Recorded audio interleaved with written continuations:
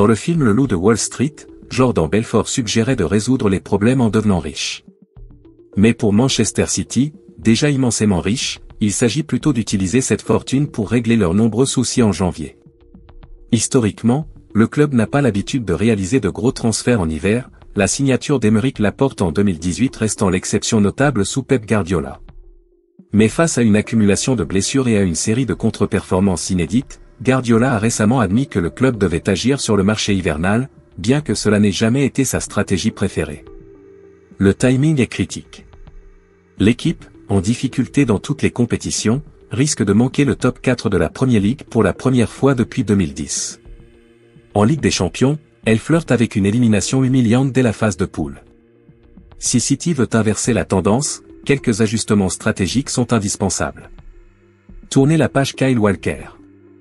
Kyle Walker symbolise à lui seul la saison cauchemardesque de City. Le latéral anglais, autrefois pilier de l'équipe, semble avoir dépassé son apogée physique et enchaîne les décisions hasardeuses sur le terrain. Malgré un retour en grâce lors des 2 dernières saisons, sa chute actuelle paraît irréversible. Un départ dès janvier pourrait convenir à toutes les parties. Des rumeurs l'envoient en Arabie Saoudite, où Al Ahly serait intéressé. Walker pourrait également envisager un retour à Sheffield United, son club formateur, même si cela semble être un plan de fin de carrière plutôt qu'une transition immédiate. Quelle que soit l'option, City ne peut plus se permettre de s'appuyer sur lui. Un choix difficile avec Ederson. La situation d'Ederson reflète un autre problème de City. Après une saison déjà compliquée, Guardiola avait convaincu le gardien brésilien de rester l'été dernier.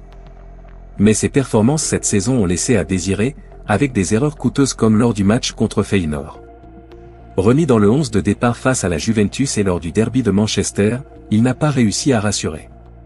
Avec ses blessures récurrentes et des performances en déclin à 31 ans, City pourrait envisager de le vendre, surtout si une offre intéressante arrive d'Arabie Saoudite. Stéphane Ortega, son remplaçant, a montré qu'il pouvait tenir la barre sans que les performances collectives s'effondrent. Trouver un vrai remplaçant à Rodri. L'absence de Rodri a mis en lumière une carence majeure dans l'effectif. Depuis sa blessure au genou en septembre, City peine à trouver un milieu capable de combler son vide. Si Mateo Kovacic a tenté d'apporter une solution en jouant à ses côtés, cela reste insuffisant. Les pistes évoquées incluent Ederson, Atalanta, et Joshua Kimmich, en fin de contrat en juin, ainsi que Léon Goretzka ou Ezequiel Palacio. Mais convaincre un joueur de haut niveau de rejoindre City en sachant qu'il sera relégué au rôle de doublure la saison prochaine est un défi de taille. Remplacer Julián Álvarez. Vendre Julián Álvarez à l'Atlético Madrid pour 82 millions d'euros l'été dernier semblait une belle opération financière. Mais ne pas remplacer l'Argentin a laissé City dans une impasse offensive. Erling Haaland porte l'attaque à lui seul, tandis que Phil Foden et les recrues Jérémy Doku et Savino peinent à trouver leur rythme. Le jeune Claudio Echeverri, attendu en janvier, est prometteur mais ne sera pas prêt à jouer un rôle de premier plan immédiatement. City doit donc se tourner vers un attaquant confirmé capable d'alléger la charge de travail d'Haaland. Florian Wirtz, star de Leverkusen, serait une cible idéale mais coûteuse. Une option plus abordable serait Omar Marmoush, de l'Eintracht Francfort, auteur de 20 contributions décisives cette saison en Bundesliga. Renforcer une défense décimée. Guardiola a toujours favorisé un effectif réduit pour maintenir la motivation des joueurs. Mais cette politique montre ses limites en cas de crise de blessure.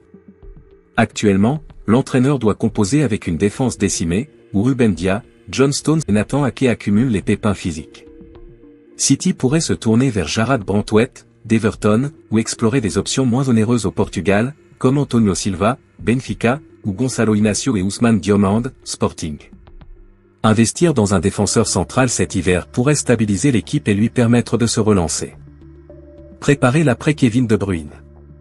Kevin De Bruyne reste une légende à City, mais ses problèmes physiques récurrents compromettent son avenir. À 32 ans, il n'a disputé que 3 matchs de Premier League cette saison et son contrat expire en juin.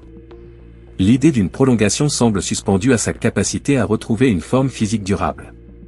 Si De Bruyne mérite une sortie digne de son statut, City doit déjà réfléchir à sa succession. Identifier un milieu capable de reprendre son rôle serait crucial pour éviter une transition trop brutale et maintenir la compétitivité du club.